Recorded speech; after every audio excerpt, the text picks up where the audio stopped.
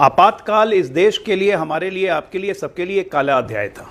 लेकिन कांग्रेस के लिए, गैडी परिवार के लिए ये बिल्कुल स्वर्णिम काल था। आज इस तरह से अंजना ओम कश्यप बैठ के बात कर रही हैं, ये इमरजेंसी में अलाउड नहीं था। अगर इमरजेंसी के दौरान किसी को गोली मार दी जाती थी तो वो न्यायालय भी नहीं जा सकता था। इसको संविधान बचाना कहते हैं। राहुल गांधी कोई पद नहीं, एक नॉर्मल सांसद, लेकिन पावर इतना कि कैबिनेट से अनुमोदित प्रधानमंत्री द्वारा पारित अध्यादेश के टुकड़े कर सकते हैं। कि बड़े बड़े दार्शनिक विश्व में बताते हैं कि जो देश अपना इतिहास भूल जाता है वो अगली गलती के मुहाने पर खड़ा होता है। इस देश की जमीनों को जमींदारों से मुक्त कराना, एबोलिशन सीलिंग एक्ट लेकर के आई और गरीबों में जो जमींदारों की जमीन थी वो बांटना प्रारंभ कर दिया। इमरजेंसी भारतीय लोकतंत्र का काला अध्याय था या नहीं था? कि चुनाव हार गए हैं तो सत्ता चली जाएगी तो इसलिए इमरजेंसी लगा देते हैं। रामविलास पासवान, शरद यादव, मुलायम सिंह यादव, जॉर्ज फर्नांडिस, सब लोगों को एकदम जेल में ठूस दिया गया। और क्या लगाया इनके ऊपर? मीसा लगा दिया उस वक्त। ये सबसे बड़ा जो दुराचार किया गया, जवान लड़कों को पकड़ पकड़ के उनकी नसबंदी की गई थी। Hello friends, young debate show YouTube channel में आपका स्वागत है। आज की डिबेट बहुत ही मज़ेदार होने वाली है। आज की डिबेट देश में आपातकाल लगाए जाने पर चल रही थी। इसी में चर्चा के दौरान जानी मानी एंकर अंजना ओम कश्यप ने जब कांग्रेस प्रवक्ता से इस विषय पर सवाल किया तो कांग्रेस प्रवक्ता आपातकाल पर जवाब न देते हुए बातों को बड़े ही चालाकी से इधर से उधर घुमाने लगे। तभी भाजपा प्रवक्ता अजय आलोक एवं जदयू के प्रवक्ता अरविंद वाजपेयी ने कांग्रेस प्रवक्ता को अच्छी तरह से जवाब देते हुए आपातकाल पर बहुत ही तीखा हमला किया। तो डिबेट का अगर पूरा मजा लेना चाहते हैं तो वीडियो को अंत तक जरूर देखें। धन्यवाद। आलोक जी, राजनीतिक रूप से ये माना जा रहा है कि आप जो ये संविधान हत्या दिवस मना रहे हैं वो दरअसल कोशिश है कि राहुल गांधी और कांग्रेस पार्टी जो संविधान बचाओ मुहिम चला रही है उसकी काट आप खोज रहे हैं कि 50 साल पुराने आपातकाल के जरिए आप कांग्रेस को आईना दिखा सके। क्या ये सियासी फायदे के लिए? अंजना जी, इसमें सियासी कुछ नहीं है। आपातकाल इस देश के लिए, हमारे लिए, आपके लिए, सबके लिए एक काला अध्याय था। देखिए, ट्रेजेडी यह है कि भारत विश्व का सबसे बड़ा लोकतंत्र है, लेकिन इस लोकतंत्र में कोई लोकतांत्रिक नेता का तानाशाह बनना एक दिव्य स्वप्न लगता है, जिसको इंदिरा गांधी ने पहली बार साकार किया। इसमें कोई शक नहीं है। हमारे लिए, आपके लिए, देश के लिए लोकतंत्र का काला अध्याय है। लेकिन कांग्रेस के लिए, गैडी परिवार के लिए ये बिल्कुल स्वर्णिम काल था। और इसलिए ना उन को इस पर कभी अफसोस होता है, ना उन्होंने इसके लिए कभी माफ़ी मांगी। आज ये जानना बहुत ज़रूरी है आने वाली पीढ़ियों को और वर्तमान पीढ़ी को कि इमरजेंसी थी क्या भाई। 19 एक बार मिला के 93 बार कांग्रेस सरकारों ने अभी तक धारा 356 का उपयोग किया। सरकारें गिराई, स्टेट्स में गिराई, और एक बार धारा 352 का उपयोग किया जिसमें इमरजेंसी लगी। क्या था इमरजेंसी? आज इस तरह से अंजना ओम कश्यप बैठ के बात कर रही हैं, ये इमरजेंसी में अलाउड नहीं था। आज जिस तरह से पेपर में एडिटोरियल निकलते हैं और पेपर में सारे खबर मिलते हैं, ये इमरजेंसी में अलाउड नहीं था। इमरजेंसी जब लगी 25 जून को, तो 27 जून की सुबह में सारा एडिटोरियल इस देश का ब्लैंक था। ये विरोध में था, प्रोटेस्ट किया गया था। इसी दिल्ली के बहादुर शाह जफर बाग में सारे न्यूज़पेपर्स की बिजली की रातों रात काट दी गई थी। मीसा का कानून लगा के 1 लाख लोगों को अरेस्ट कर लिया गया था। आर्टिकल 19 को निरस्त कर दिया गया था। आपके फंडामेंटल राइट्स नहीं थे।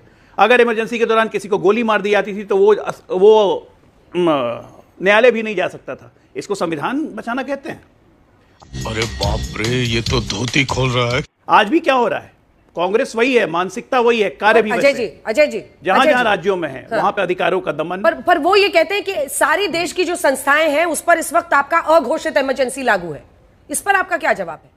देखिए, लोकतांत्रिक मूल्यों को कभी नहीं माना इस परिवार ने। मैं एक उदाहरण स्वरूप आपको दे रहा हूं।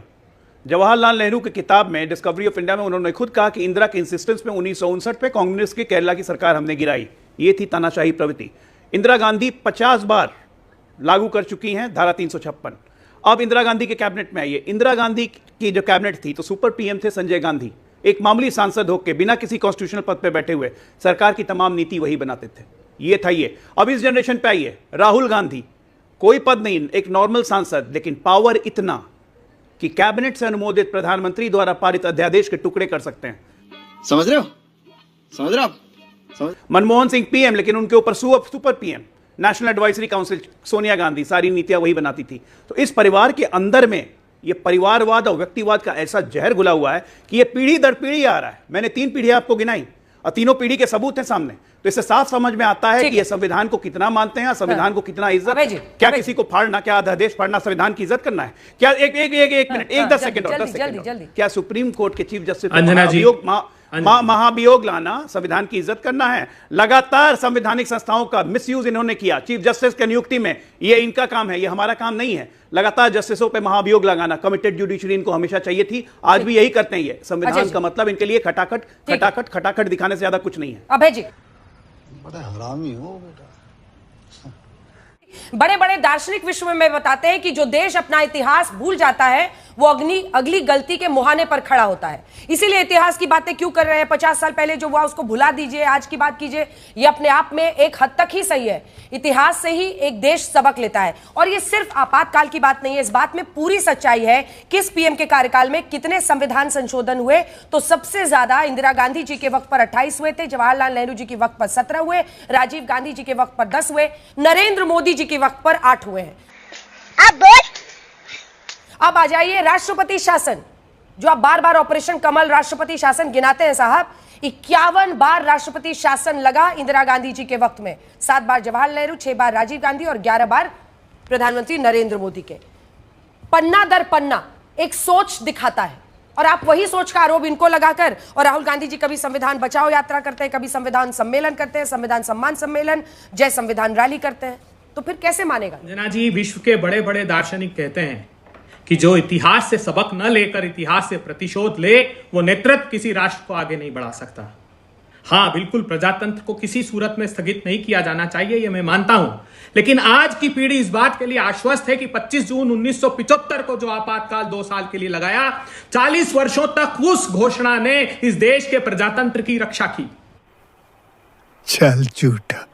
पहला निर्णय 1969 में इंदिरा जी ने 14 बैंकों का राष्ट्रीयकरण किया। यह देखा गया कि बड़े बड़े राजे रजवाड़ों के अधीन उनके हाथ में बैंक है, ग्रामीण भारत में बैंक की क्रेडिट नहीं पहुंच रही है, छोटे छोटे गरीब लोगों तक बैंक की क्रेडिट नहीं पहुंच रही, तो पहला निर्णय लिया इस देश की जमीनों को जमींदारों से मुक्त कराना। एबोलिशन उस सीलिंग एक्ट लेकर के आई और गरीबों में जो जमींदारों की जमीन थी वो बांटना प्रारंभ कर दिया। उसके भाई साहब कुछ ज्यादा नहीं हो गया, मतलब कुछ भी। यही बात बड़े बड़े राजे रजवाड़ों और जनसंघ को, भारतीय जनता पार्टी उस समय जनसंघ के नाम से जानी जाती थी, वो पोषित राजे रजवाड़ों से होती थी। उनके मन में ये टीस थी कि इंदिरा गांधी गरीबों के लिए निर्णय कैसे ले रही है। तो राजनारायण ने 1971 में वो मुकदमा लगाया। मुकदमा क्या था? मुकदमा यह था कि एक यशपाल कपूर नाम के एक छोटे से कर्मचारी ने एक स्टेज इंदिरा गांधी की रैली में लगा दिया। 25 जनवरी को उन्होंने 1971 को इस्तीफा दे दिया था, लेकिन कोर्ट ने कहा कि वो स्वीकार चूंकि 3 दिन बाद हुआ, इसलिए करप्ट प्रैक्टिसेस, मतलब एक मंच लगा देना, करप्ट प्रैक्टिसेस मान करके निर्णय लिया। लेकिन सर्वोच्च अदालत ने उस निर्णय के खिलाफ स्थगन दिया और इंदिरा जी को बरकरार। अभय जी, इमरजेंसी भारतीय लोकतंत्र का काला अध्याय था या नहीं था? ये एक बेसिक बात तो पहले निपटा ली जाए।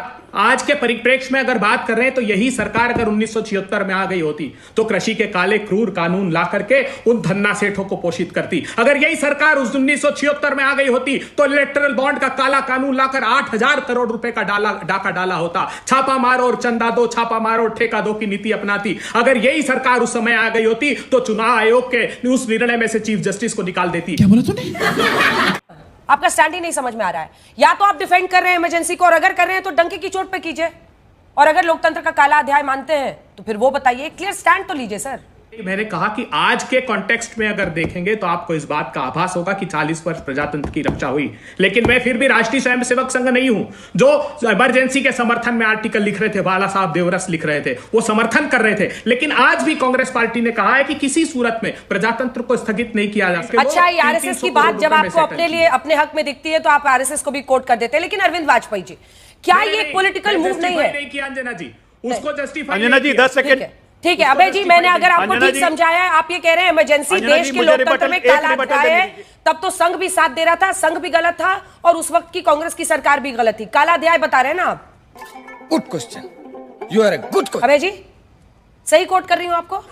नहीं, देखिए काला अध्याय नहीं था। ये दृष्टिकोण है इंदिरा जी का निर्णय। मैंने कहा 40 साल प्रजातंत्र की रक्षा। बाबू भैया से डायरेक्ट बाबू तेरा तो गेम बजाना पड़ेगा। मैं बस इतना ये बस मैं इतना याद दिलाता हूं कि 1971 के पूर्ण बहुमत की सरकार बनाने के बाद इंदिरा गांधी पे मुकदमा हुआ था कि सरकारी संसाधनों का पीपल ऑफ रिप्रेजेंटेशन एक्ट 1952 के तहत उन्होंने मिसउपयोग किया, जो कि साबित हुआ। इसलिए उनकी सदस्यता रद्द हुई 12 जून को, और इसीलिए 25 जून को उन्होंने अपनी सत्ता और अपने परिवार को बचाने के लिए इमरजेंसी लगाया। झूठे तत्वों को मत रखिए यहां पर। अरविंद, क्या ये संविधान हत्या दिवस सिर्फ एक पॉलिटिकल मूव नहीं है? रुको जरा, सबर करो। इसको अंजना जी पॉलिटिकल मूव के साथ साथ एक काला अध्याय, जो आपने वर्ड यूज किया, मैं उसके साथ एक वर्ड और यूज करता हूं कि संविधान की खुलेआम हत्या की गई थी। ये बड़ी अच्छी बात कही आप। ये तो कांग्रेस इसको डिनाई कर ही नहीं सकती, किसी सूरत में डिनाई नहीं कर सकती। और क्यों कही गई थी उसके पीछे का कारण भी समझिए। सिर्फ सेल्फ इंटरेस्ट था। सेल्फ इंटरेस्ट क्या था कि चुनाव हार गए हैं तो सत्ता चली जाएगी, तो इसलिए इमरजेंसी लगा देते हैं। और इमरजेंसी लगने के बाद जो अत्याचार हुए, हम तो उस वक्त ग्रेजुएशन कर रहे थे, तो हमें याद है, अरुण जेटली साहब भी थे, वो 2 साल हमसे सीनियर थे, लेकिन क्या क्या अत्याचार हुए थे। सब लोगों को नेक्स्ट डे मॉर्निंग उठा लिया गया। मधु दंडवते जैसे नेता हुआ करते थे, रामविलास पासवान, शरद यादव, मुलायम सिंह यादव, जॉर्ज फर्नांडिस, सब लोगों को एकदम जेल में ठूस दिया गया। और क्या लगाया इनके ऊपर? मीसा लगा दिया। उस समय ये जो मीसा भारती लालू की है ना, वो उन्हीं दौरान पैदा हुई थी। मीसा लगा दिया जिसमें बेल भी नहीं होती थी। शाबाश बेटा, बहुत बढ़िया मुन्ना। और नसबंदी की गई लोगों की। देखिए सबसे बड़ा जो दुराचार किया गया, जवान लड़कों को पकड़ पकड़ के उनकी नसबंदी की गई थी। और उसका कारण क्या था कि चीफ मिनिस्टर बंसीलाल को ऑर्डर कर दिया, बाकियों को कर दिया कि हर गवर्नमेंट एम्प्लॉय, स्टेट गवर्नमेंट के एम्प्लॉय को 50 केस हर महीने लाना है। तो वो रास्ते में चलते हुए साइकिल पे से लड़के को उतार के उसकी नसबंदी करके कोटा पूरा किया करते थे। मतलब क्या दिन देखे। और इसके साथ एक और हादसा नहीं भूला जाएगा कभी इतिहास में, जिन लोगों ने देखा है, वो 84 का जो सिखों के साथ जो नरसंहार एक तरीके से हुआ था, ट्रक से ड्राइवरों को उतार उतार के डीजल लगा के जला दिया गया था। तो उसके लिए तो माफी तो मांगते, आज तक किसी ने माफी नहीं मांगी है। अभी अभय जी बैठे, माफ करना मैं वर्ड यूज कर रहा हूँ, शर्म नहीं आ रही आपको? आप इंदिरा गांधी के कारनामे तो गिना रहे हो, लेकिन इसको तो कंडेम करिए पहले, उससे आप छोटे थोड़ी हो जाएंगे। जली ना, तेरी भी जली ना। आज भी माफी मांगिए कि हाँ, इंदिरा गांधी ने गलती की थी, हमारी सरकार ने गलती की थी। देखिए जो उस वक्त क्या हुआ कि कोर्ट नहीं जा सकता आदमी, सारे फंडामेंटल राइट सस्पेंड कर दिए गए थे। एक और रास्ता आपको बताता हूँ, बसों की लाइन में अगर आप लाइन लगा के नहीं चढ़ेंगे तो आपको डंडे मार के पुलिस ले जाएगी और जेल में बंद करेगी, और 5000 रुपए जुर्माना होता था, और बेल नहीं होती थी 10 दिन तक। एक और एग्जांपल देता हूँ, सारी दुकानों के बोर्ड अगर एक लाइन से नहीं लगे होंगे या एक कलर में नहीं लिखे होंगे तो उसमें 5000 रुपए फाइन हुआ करता। मतलब कितना अत्याचार हुआ था। और अत्याचार 1 महीने 2 महीने नहीं हुआ था अंजना जी, 2 साल लगातार हुआ था। खत्म।